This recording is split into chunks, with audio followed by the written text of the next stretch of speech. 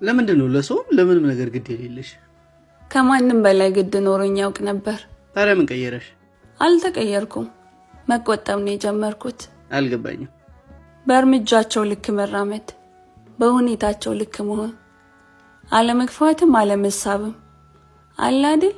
የሚሆነውን መመልከትና በልኩ መልስ መስጠት። ልክ እንደዛ ማለቴ ነው። ይቻላል? በትግላው አንዳንዴ ያቅተኛል፣ እንደረደራለሁ። አንዳንዴ ደግሞ አልንቀሳቀስም፣ ስራ ይበዛብኝ ይመስለኛል። ደስ አይልም አይደል? ደስ ይላል፣ ደስም አይልም። የውስጥ ማንነት ያስከዳል። አጥብቀው ማቀፍ እየፈለጉ በቀዝቃዛ ስሜት እጅን ብቻ እንደመዘርጋት ነው። የሚያሳምም ጥፊ መሰንዘር እየፈለጉ ከውስጥ ጋር ታግሎ ስስ የማይሞቅም የማይበርድም ፈገግታ ፈገግ እንደማለት ነው። ታዲያ ለምን በራስሽ ልክ አትሆኝም? ግድ እንዳይሰጥሽ መሆን ለምን ትለማመጃለሽ? ፍራቻ ነዋ። የምን ፍራቻ?